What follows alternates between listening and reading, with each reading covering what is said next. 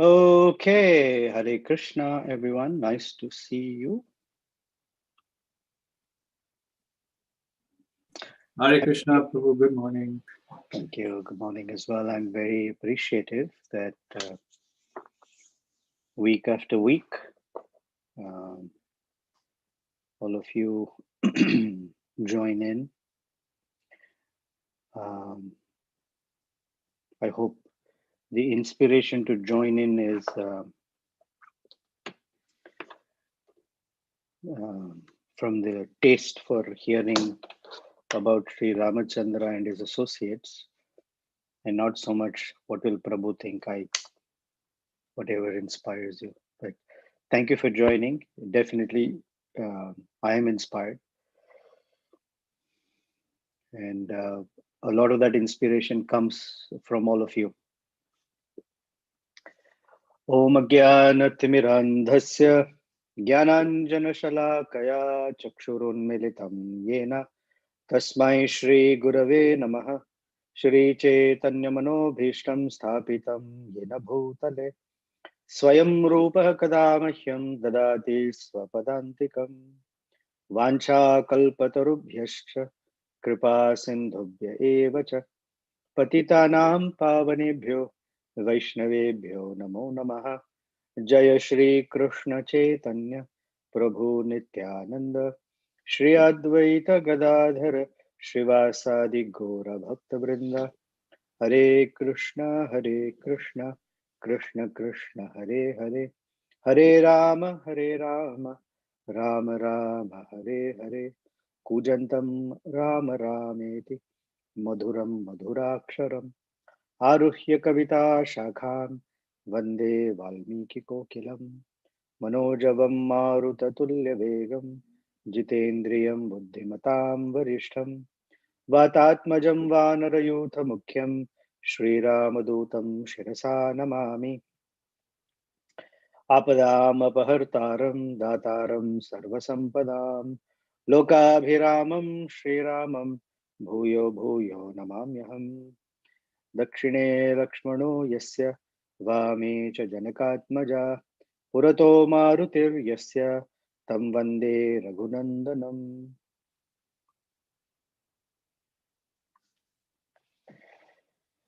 We are in Aranya Kanda, chapter 21, chapter 20. And the scene is that Khara, after listening to Shurpanaka's plight and plea, decided that he will send 14 of his best warriors to go take care of the matter.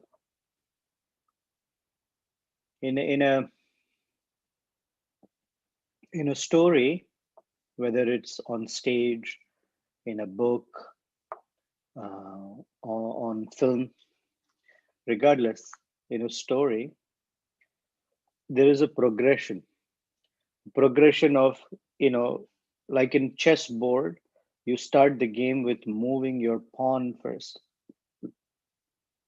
and then the bigger warriors with greater freedom and power start moving on the chessboard. Similarly, it's the small guys that first go, and then the hierarchy of more powerful people get introduced. We never see the main villain, introduced right away, or introduced in a way to show his or her weakness. They always have henchmen. And the hero of the story has to move from one hierarchical level of hurdles or henchmen to get to the the main villain. That's just any storyline. Similarly, in the progress of bhakti, there are progressive demons that we need to fight. In one sense, the toughest demon is false ego, ahankara, vimudhatma. And false ego is the most difficult one to get rid of. Takes time, takes a lot of bhakti shakti, but there are smaller demons that one can progress through fairly easily. However, sometimes it takes only a pawn to put a king down. And for each one of us, there are different demons, if you will, that we have to contend with. It's not always the same demon for everybody. So the path towards pure bhakti is filled with obstacles, and that is to be known. And these are obstacles uh, that are there within the material atmosphere. So it shouldn't be a surprise. In fact, it should be never be a surprise to any one of us practicing bhaktas that I find difficulties or obstacles on my path. Everyone has obstacles. And the great devotees are great because they have somehow uh, had or exhibited the grit, what it takes to work through those obstacles. So here, Shurpanaka, when she complained, Khara sent 14 of his henchmen. And we discussed that the 14 moved with such prowess and power, like a heavy rain laden cloud is moved by wind, ominous, uh, dark, fearful, or fear inducing. And Sri Ramachandra very quickly dispatched all of the 14. He showered a rain of arrows at them, and they were taken by complete surprise because they had underestimated Sri Ramachandra. What Ramachandra told Lakshmana is, take Sita Devi and step aside. I will take care of these demons. And so quickly he finished 14 of these really powerful people. And it was Shurpanaka was shocked to see. So she comes back to report to Khara. Khara is sitting at his office, but he sent these 14 goons with Shurpanaka to say, show them who these two are, and they'll take care of the situation. But she came back. She came back alone. And chapter 20 begins by her coming back and reporting about the 14 demons. Tatah Shurpanakha Ghora Raghava Ashramam Agatah. So she came with the 14 demons to Ramachandra's ashramam. Rakshashan Achachakshe Tau Bhratrau Sahasitaya. And she Achachaksha, she showed the two brothers along with Sita to the 14 demons. Then when the demons came with Shurpanaka, Ramachandra, who was brilliant and radiant, turned to Lakshmana and said, Muhurtam bhava saumitre sitayaha pratyantaraha imam asya vadhishyami padavim agataniha. He says, the path through which the demons came, I'm going to send them back, meaning I'm going to kill them away. And he says, it won't take too much time. Muhurtam api. Now, the word muhurtam technically has different meanings and it's according to context of usage. In this context, muhurtam api means, hey, just a moment. I'll just come back in a moment, sort of. So when Lakshmana heard this, he said, "Okay, as you desire." Then Sri Ramachandra took his bow, golden bow, strung it with his bowstring, and spoke to the demons as a warning. So this is Ramachandra, or the Supreme Lord. He doesn't do anything without giving ample warning. And he says, Putrau Dasarathasya Avam Bhratarau Rama Lakshmano Pravishtou Sitaya Sardham Dushcharam Dandakavanam. He said, we are the sons of Dasharatha, named Rama and Lakshmana, and we have entered this intense forest called Dandaka along with Sita. And we don't mean trouble for anyone. We are just eating fruits and berries and fruits and roots, phalamula, and we are living a very austere life, and we're not violating any principles of dharma. So I want to know, what is it that we have done to cause you such outrage? Hmm? And he says, and the sages have given us uh, the instruction to protect them against you. And so, if you violate their dharmic lifestyle, what they are trying to do, then you will have to face us. So he says, stop, turn around, and go away. Don't engage. I'm drawing a line for you. Don't cross that line. Not literally, but the warning. Don't harass us. Don't harass the sages. You do your thing. Then, when the 14 demons heard this, they were experts. Their resume very clearly said that they had expertise in killing Brahmanas, and they were very deft at using spears. So they became very angry, infuriated. Uh, the word in Sanskrit, susankruddha. Kruddha means to become angry. Samkruddha means like a huge deluge of anger, and susankruta, intensity. Became very angry. Who is this useless human being to tell us? He has no idea. He has no idea who we are.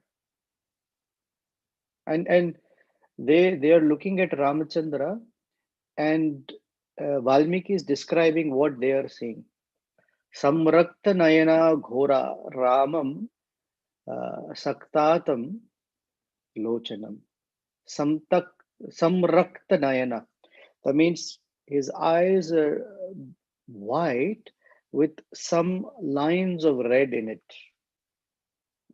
That the Virya Rasa of Ramachandra is manifesting. And yet they although they have been told go away, they understand that he's speaking very sweetly to them, because Ramachandra cannot utter anything that is cruel. Even if he is giving a warning, it's delivered sweetly. Purusha Madhura Avhashanam Hrashtva Adrushta Parakrama.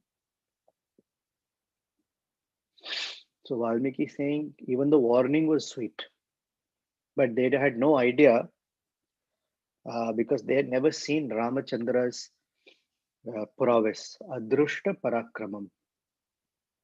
So they got very angry and said, you have no idea. You will be killed by us.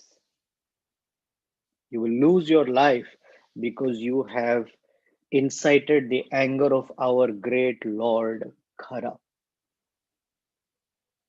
In fact, what strength do you have? You're only one. We are 14. So, what are you telling us? What are you warning us about? You have absolutely no chance against us. And he says, when we throw our maces, lances, spears, and we draw our swords, and by the strength that we have, it will take very quickly for us to decimate you and finish you.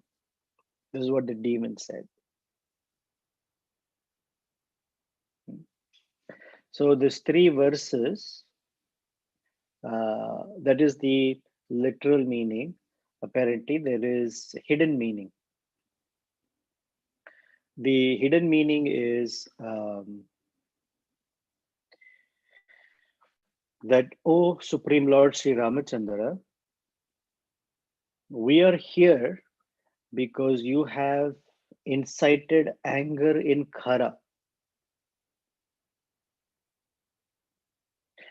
Uh, but when we are killed by you, you will help us become free of this body. And is it possible that we can ever kill you? Not at all. Hmm? Uh, and then they say the hidden meaning continues that although we are many and you are alone, what capability do we have singularly or collectively to face off with you? And we are only here because Khara has sent us here. So we may have maces, spears, swords, and we may look very strong, but when we face off with you, we will lose our lives. So it's better to die in your hands than to get chastised by Khara. Now, I don't know the backstory, but just so that you know, in Brahma Vaivarta Purana, it seems these 14 demons uh, are actually previously disciples of a sage called Chandrakanta. And they have, because of a curse, they are born as Rakshasas under Khara. I don't know, I tried to do some research, I couldn't find the story of Chandrakanta, although in the uh, in Mahabharata there is a reference by Maheshwara Tirtha referring to Chandrakanta and his 14 disciples.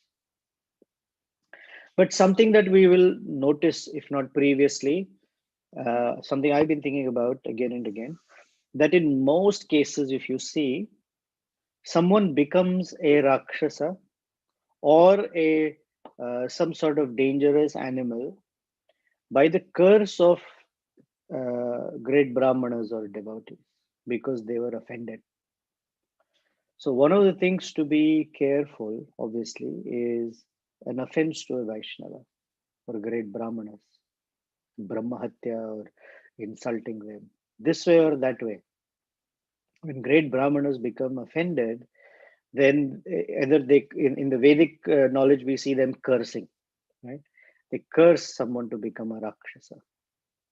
Uh, Viradha was cursed. Kabandha was going to come up, he was cursed. In the Bhagavatam, there are so many examples. Here also, Ravana was cursed. Actually, Jay and Vijay were cursed by the four uh, Kumaras. Although, in that, regardless of how you take it, whether it is the Lord's inspiration to fulfill his chivalrous rasa with someone, regardless, the orchestration is that great persons are offended. So when great persons we offend unknowingly or unknowingly, then still there are ways to correct, but knowingly, then instead of elevating, it is regressing. So one should be careful. One should be careful about Vaishnava Aparat. So saying this, the 14 demons started hurling their weapons towards Ramachandra. So the chapter is a description of Ramachandra, how he fought with them. So I'm not going to go through verse by verse of how they fought, but very quickly, Sri Ramachandra finished all 14 like that because he said Muhurtamapi to Lakshmana. So after these 14 were killed, what Khara was expecting is Shurpanaka and the 14 will come back and say, we took care of the two useless human beings. Unfortunately, only Shurpanaka came back. And again, she fell on the ground. Now, this is sort of the heightened drama between her and her brother. And Valmiki says in the beginning of chapter 21, Sa punaha Patitam drashtva krodhat Shurpanakam Kharaha. So he saw that Shurpanaka again had fallen on the ground. Punaha patitam drashtva. Uvacha vyaktata vacha tam anartham agataha. She said, oh my gosh, everything is useless. Everything is useless. Anartham. Then he got irritated and said, why are you shouting like this? I just sent 14 fearless flesh-eating demons to take care of your wish. Why are you making such a big hangama? These demons are my very close associates, and they will carry out every word I say without questioning my authority. So then why are you making such a big hue and cry saying, oh, ha, Natha, oh my Lord, everything is vanquished? Why? And you've fallen on the ground like a snake. What is your reason? Uh, he says, I'm here to take care of you. Don't behave like you're an orphan. So remove all perplexity and tell me what happened. अनाथवत विपलसी किम्नु नाथे मयि स्थिते उत्तिष्ठोत्तिष्ठ मैवं वैक्लव्यम त्यजत तामिति. So when Khara chastised her for, I've done so much for you. Why are you making such a big hangama? Then she got a little pacified, and then she dabbed her tears, her face that was completely wet with tears.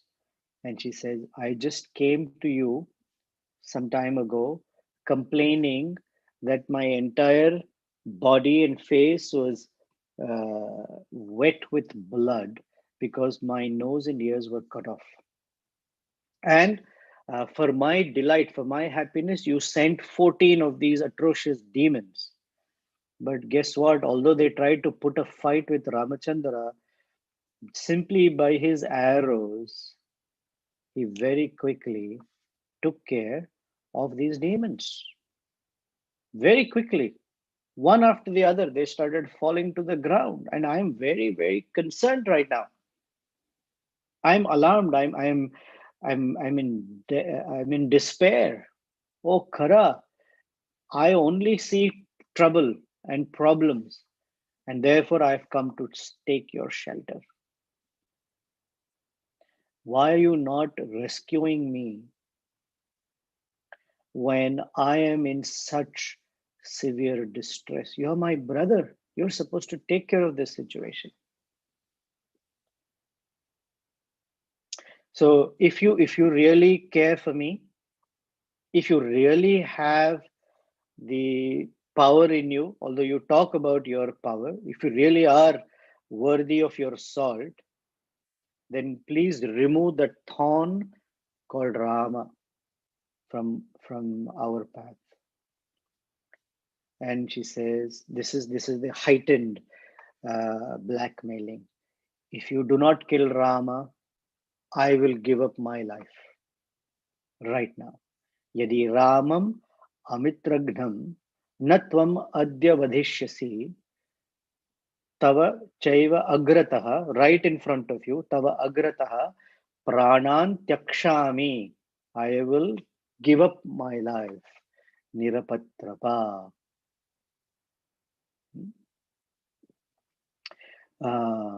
Nirapatrapa means without any hesitation, without any shame, I will give up my life right now if you do not if you do not kill Ramachandra.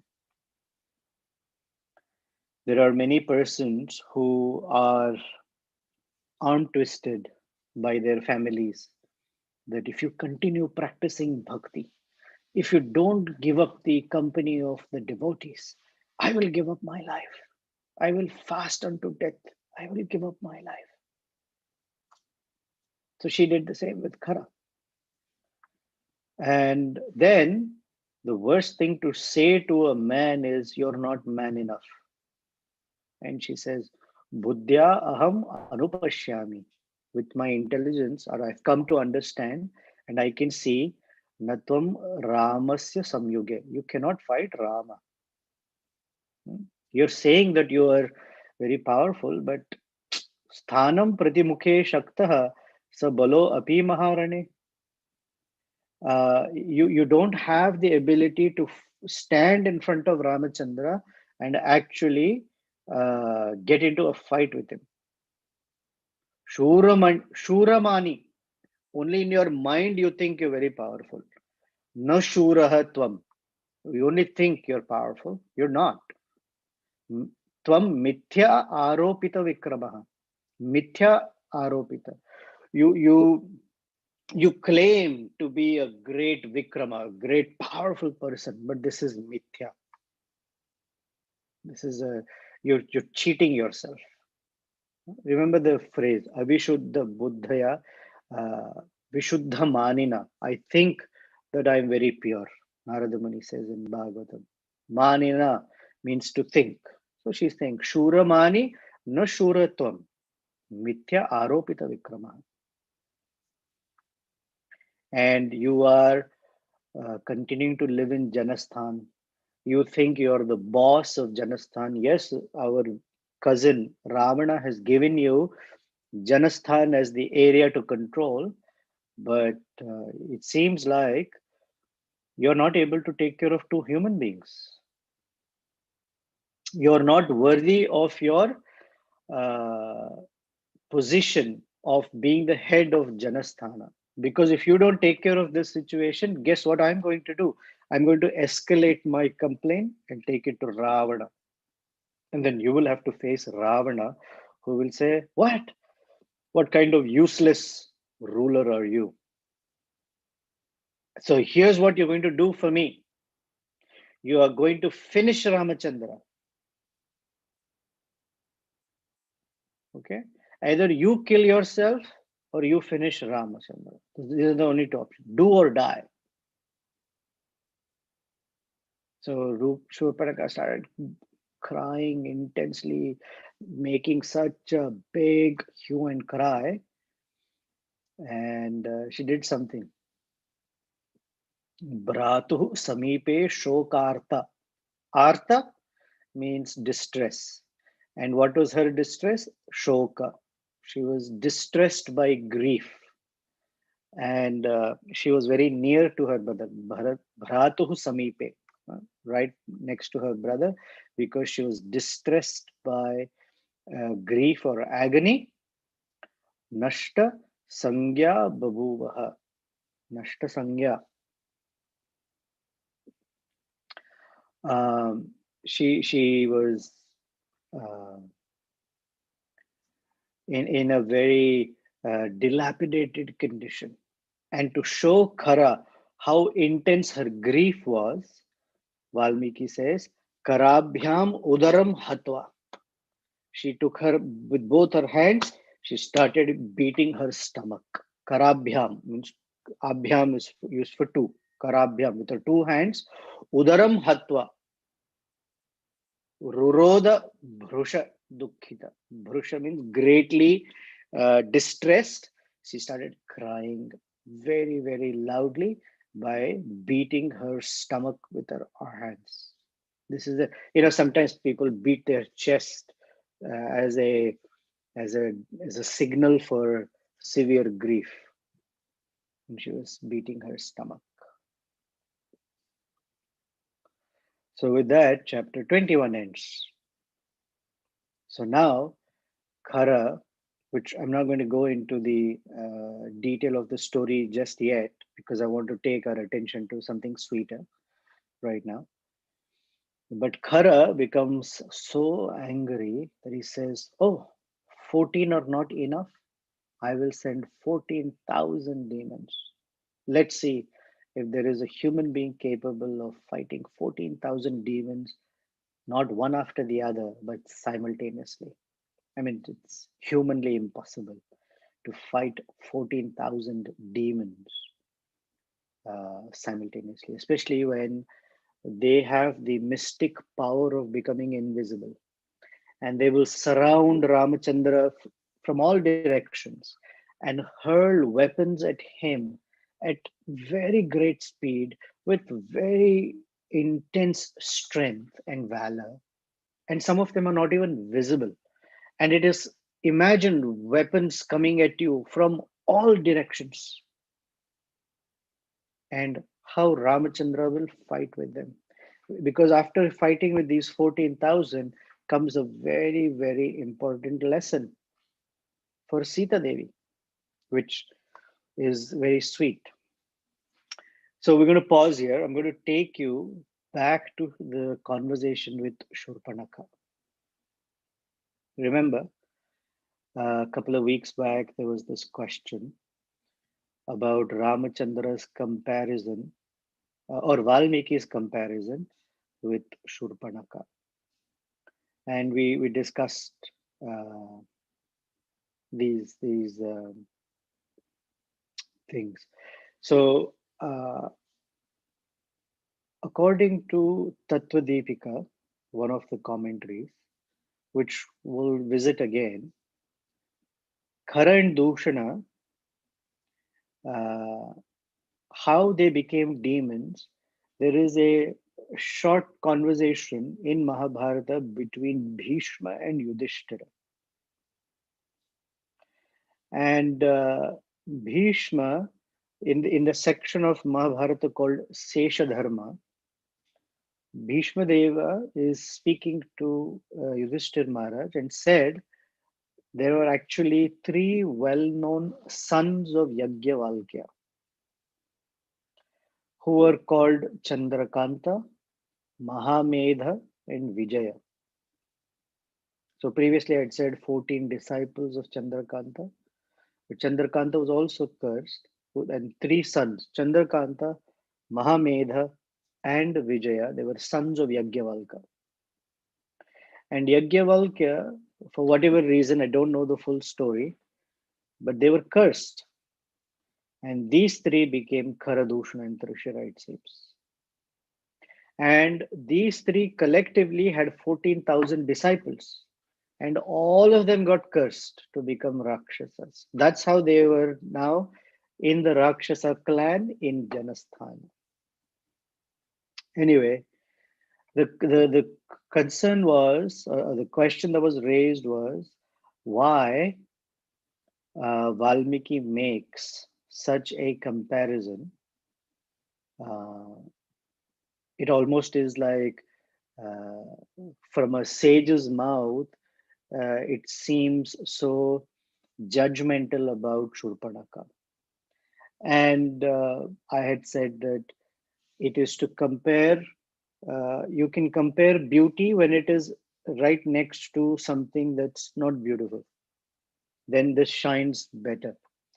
If you have very, very valuable diamonds and you place them on, let's say, a white surface, you cannot appreciate the beauty of those diamonds. And therefore, diamonds are always put on black velvet cloth because that background of black makes these diamonds look even more valuable and shiny, and you can see all the details. In Bhagavad Gita, and I think I said this previously also, in Bhagavad Gita, Krishna says, Sat and Asat must be looked at side by side. Otherwise, you cannot distinguish why Asat has no attraction while Sat is the one to follow. Many persons cannot extricate themselves from Asat. Many of us find it difficult because we don't have a strong enough example of Sat, perhaps, that can draw our attention. Even if the examples are there, the great acharyas are there, the scriptures are there, our vision is stuck in Asat. So the comparison doesn't stand out so dramatically. In Ishopanishad, we are told Vidya and Avidya, Vedo Bhayam, they are supposed to be looked at side by side. So Valmiki is doing the same comparison. Another I said was it's not just bodily features, it's actual comparison of character. So while this is true, Valmiki then takes us, and I'm going to take you to Sundara Kanda for a minute here. Right? In Sundara Kanda, when Hanuman ji sees Sita Devi for the first time sitting under the Shimshupa tree in Ashokavana, her body smeared with dust. She wearing the same sari that she had worn when she was kidnapped. Half her body is decorated with jewels, the other half is not, because she had removed and thrown in a piece of her garment to 5 vanaras that she saw, hoping that they might somehow uh, meet Ramachandra. When Hanuman saw Sita Devi, although in a disheveled condition, but her beauty could not be hidden. Okay. And this is verses that I'm going to read, and I'm hopefully going to explain a little bit because it's very, very beautiful. So Hanuman now is seeing Sita Devi, and he says, Asya Devya Yatha Rupam Anga Pratyanga Saushthavam Ramasya cha Yatha Rupam Tasya Iyam Asiti Kshana. Fantastic verse. He says, in Hanuman is thinking, Yatha Rupam, that this Devi, Asya Deva, Devya, and uh, Ramasya cha, so Rama and this wonderful Devi, Yatha Rupam, they are very, very perfectly compatible in their form and beauty, which also means character. And he recognizes her as Asite Kshana. Asita means black, very, very dark black eyes. Have you ever seen the eyes of a deer? Generally, Sita Devi's eyes are compared to the eyes of a deer because you don't see the white so much in a deer's eyes, because the black part is so big that it covers the entire eye, and it's very pleasing. They are therefore, if you ever if you see a picture of a deer gazing at you or a picture somewhere, look at the eyes. The entire eye is black. So Asita, black eyes. Asita Kshana. It's a sign of beauty. And he says, this Devi, her rupam, anga pratyanga, that her limbs, the primary and the major and minor limbs, how are they? Saushthavam, very, very perfect, exact proportions, uh, perfectly formed, perfectly organized, perfect in stature. Everything is so perfect in her.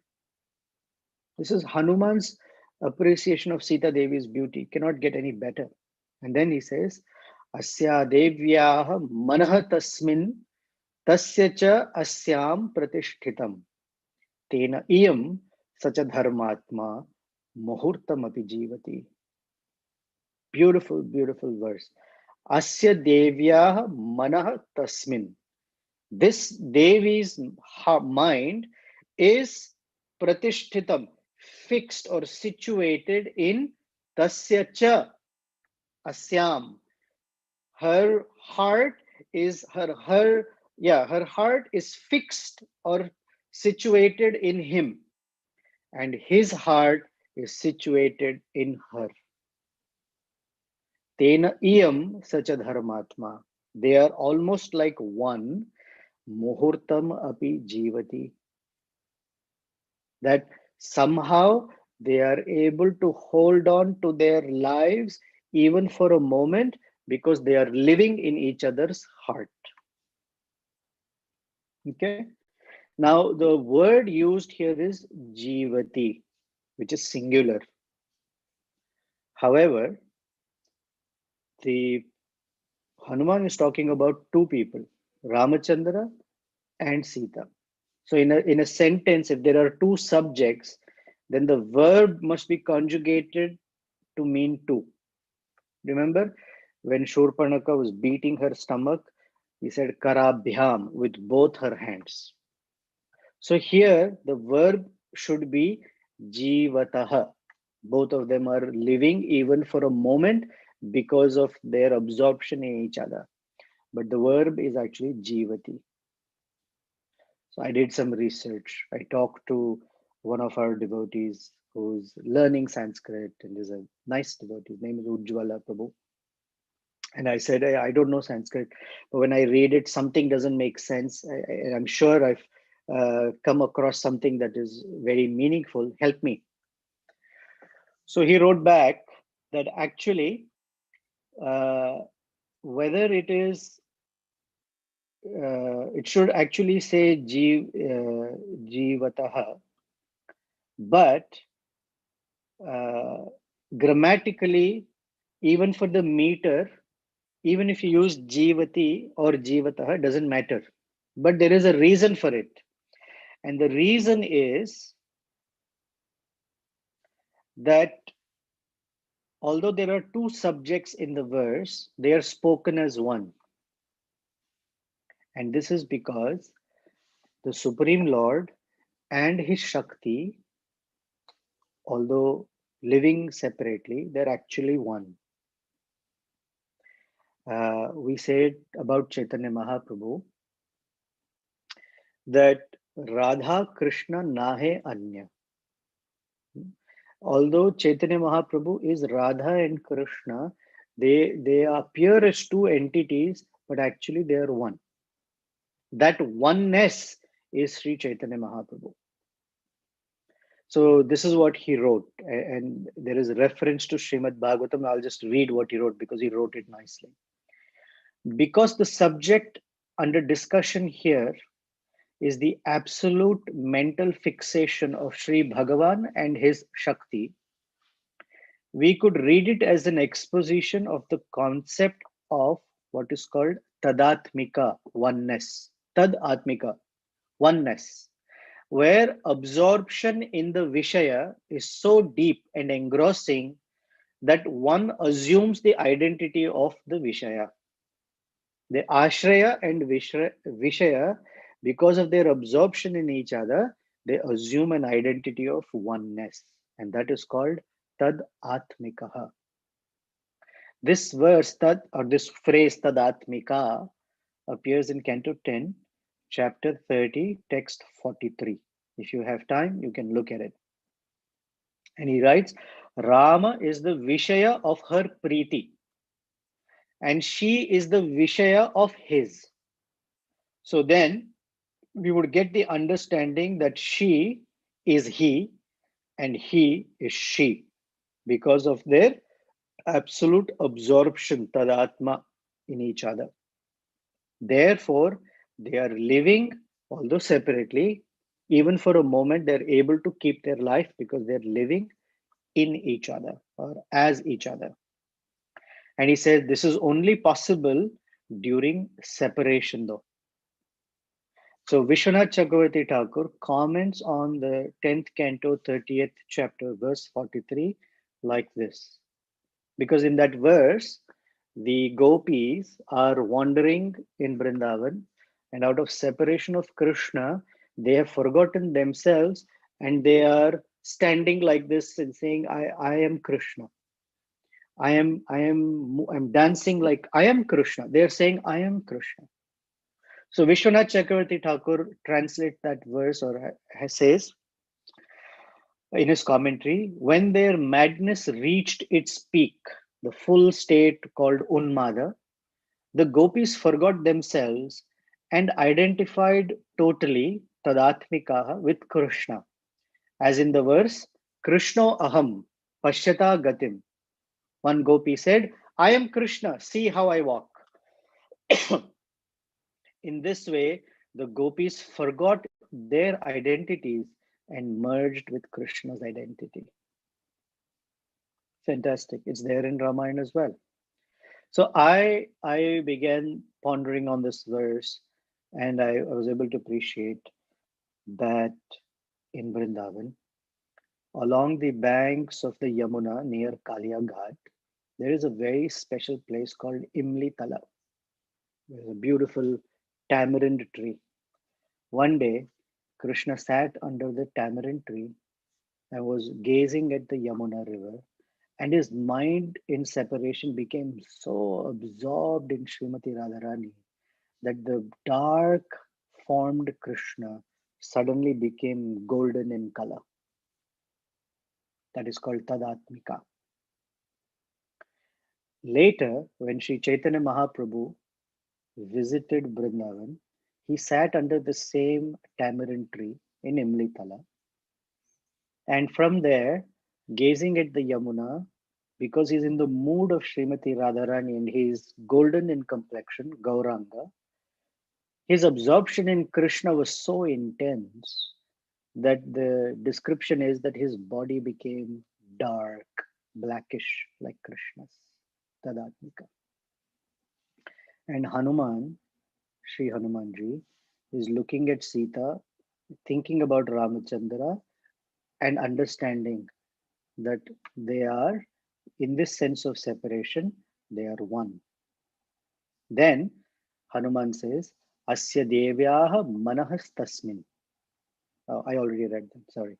Then he says, Dushkaram Kurute Ramo. Ramachandra has accomplished the most difficult task. What is it? Imam Mattah Kashinim. And he has preserved his body. That is the impossible task. Why? Out of separation. Sitam Vina Mahabahu Muhurtam Api Jivati. That great Ramachandra has done the most impossible task of being able to survive even for a moment in separation from Sita. How is it possible? My God, what a great person Ramachandra is, and what a great personality Sita Devi is. And then he says, Evam Sitam Tada Drushta.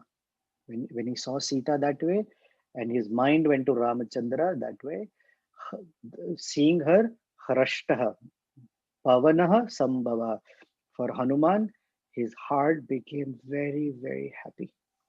Jagama Manasa Ramam. In his mind, his heart or his mind went to Ramachandra.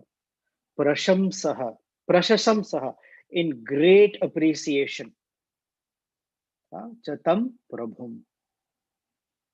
His mind, he's seeing Sita Devi and offering his respects and gratitude and appreciation to her. And in his mind, he also visited Ramachandra and expressed similar appreciation to him, that how is it possible that they are alive even for a moment without each other? It's the most impossible task. This is the rasa in Sri Ramayana from Aranya Kanda. So to highlight the love between Ramachandra and Sita Devi in Sundara Kanda, there is some distinction between Rama and Shurpanaka as how they are not compatible in any way. Okay, any comments, questions, thoughts, concerns?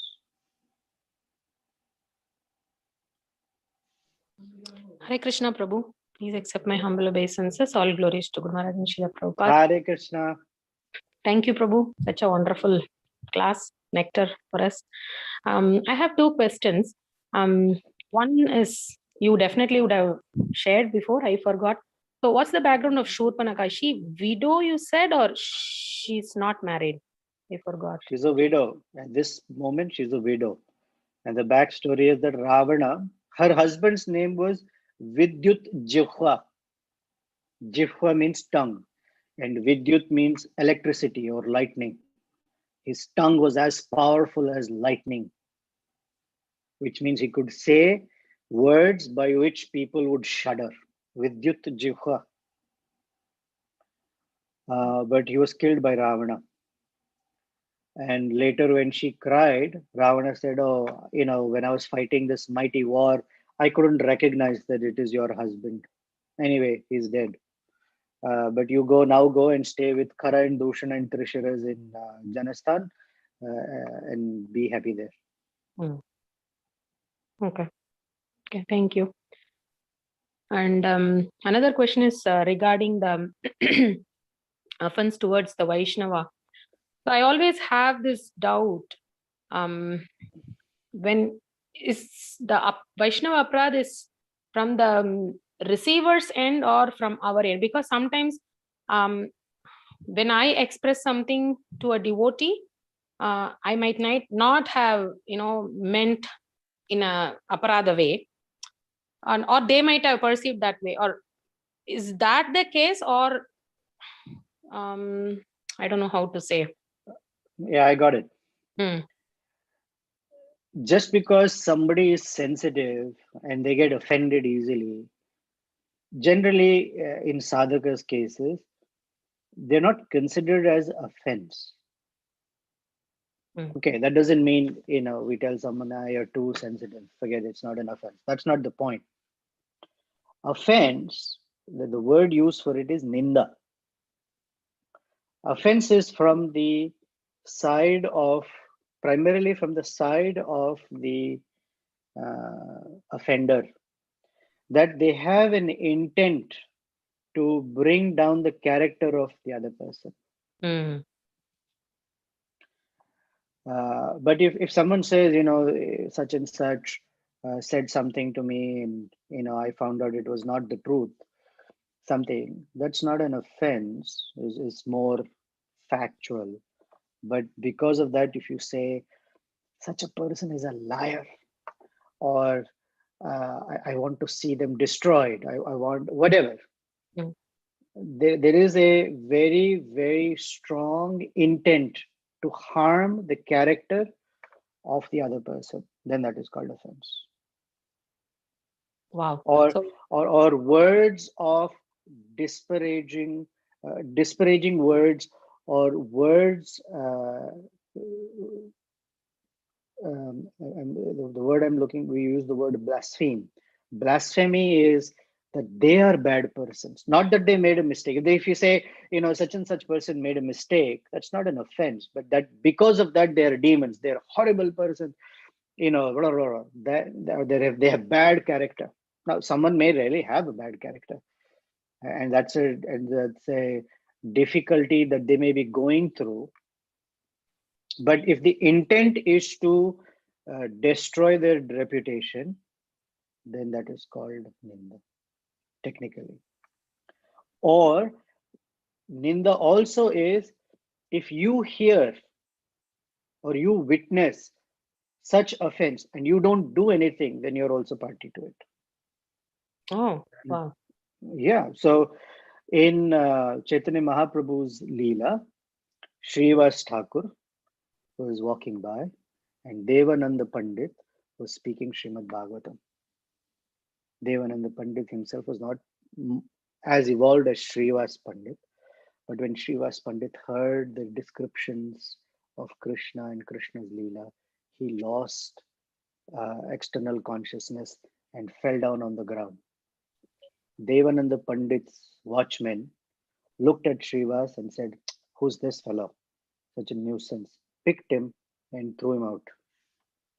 And Devananda Pandit witnessed that and didn't do anything about it. Later, when Chaitanya Mahaprabhu appeared, he chastised Devananda Pandit that you're an offender. You may speak what you are speaking, but you witnessed such things, so you're an offender. And he did not get Lord Chaitanya's grace until he did some seva for the Vaishnavas. Particularly, I think Vakreshwar Pandit was dancing and Devananda Pandit was controlling the crowd, and when Vakreshwar Pandit was going to, I may have my characters a little mixed up. I haven't brushed up on Chaitanya Leela as much, but some seva he rendered, and he went and sought forgiveness from Srivas Thakur. So even if we don't offend verbally, even mentally, if we think, that is also an offense. In Kali Yuga, mentally, generally we are protected, but what happens is what is in the mind will definitely come out in words and actions. We cannot say, I'm in the mind, I'm okay, I haven't said anything. It will come out at some moment when we're not paying attention, or when our guards are low. If it's there in the mind, it will come in words and actions. There's no stopping it. What if a devotee is really, what you said, like, having the difficult time, like, having that worst qualities, if we really witness and say that, that is also an offense?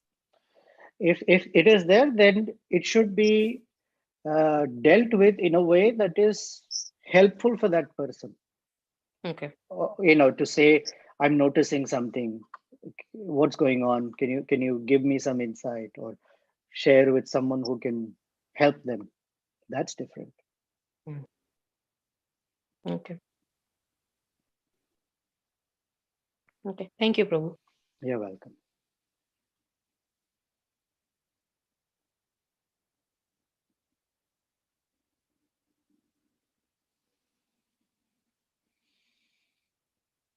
Anything else?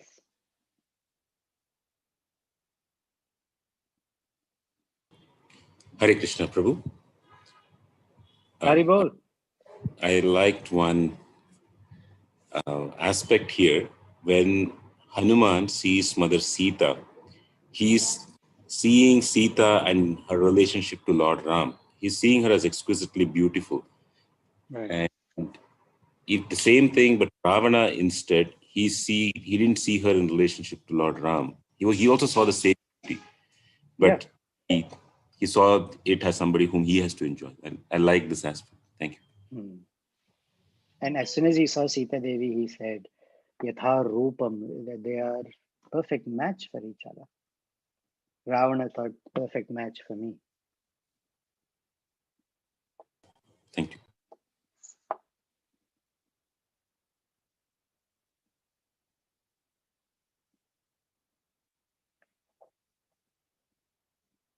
Any other thoughts, comments? Hare Krishna, Prabhu. Tanvat Pranam. Hare Krishna. All glories to Srila Prabhupada. Prabhuji, you just mentioned that even if you see an offense being committed, and if you don't take any action, that is also an offense from our end. Yes. Is it applicable only to Vaishnavas or non-Vaishnavas also? Any living being. Any living being. Why should our compassion be restricted only to devotees? Although they occupy a higher position, every living entity, it is our, according to Chaitanya Mahaprabhu, Jiva Daya is a primary characteristic. So we should be intolerant towards harm to any living being. Okay. If you're walking and you find children just plucking branches and tree from the tree, or hurting other animals, something must be done. I mean, we don't have to necessarily always take it into our own hands and yell and shout at the kids or anything, but there may be ways to bring the attention of their parents or somehow. Doing something doesn't always mean I have to do something about it. In some cases we do. Depends on what service you have, what authority you have or not, but something must be done. For example, if you find somebody being harassed by goons on the street, I don't think it says that we should go do something about it personally, but you can pick up the phone and call the police. That is intolerance of harm towards somebody. Okay. Okay, thank you. When I Prabhuji. speak in a college environment and I tell about karma, I usually narrate this joke that a person showed up at the gates of heaven and rang the bell to be allowed to enter. So Saint Peter met him at the gate and said, "Hey, we're not expecting you. Who are you?" So he says, "My name is such and such, and I want to enter heaven." So Peter says, it's not easy to enter heaven. And to enter heaven, you must have done some good deeds. Have you done any good deeds? So the person says, "Yes, I have." "Please explain." So I was walking down the street. I saw a very pretty woman, and suddenly a group of bikers, in America, they're called Hell's Angels. They were circling her, and they were catcalling her. We call it eve teasing. They were catcalling her, and they were saying dirty things to her. So one of the bikers, he was 6 feet 6 inches tall, 350 pounds heavy, big guy, and had piercings all over his face. And I walked up to him and I told him, "Don't bother this woman." So the guy stood up in front of me. I had to look at him like that. So Peter was very excited. He said, "Oh, what happened?" And I warned that biker, "Stop it. And if you don't, I will harm you." So the biker asked me, "What are you going to do?" So I reached up, and there was a ring around his nose. I reached up and pulled that ring down. Peter was like, "Wow, that's very courageous. When did this happen?" He said, 2 minutes ago. You know what it means, right? The biker killed him, and that's why he showed up at heaven. Yes, Prabhuji. Thank you.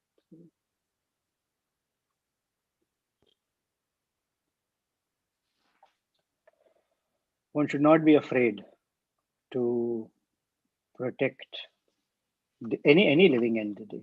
One should not be afraid. Thank you, Prabhuji.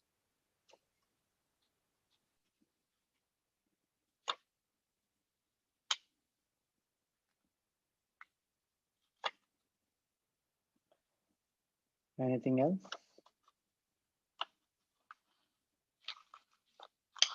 Okay, seems like we're done. Going in the count of 5.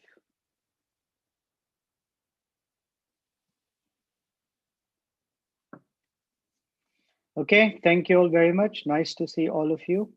Sri Ram Navami is coming up soon.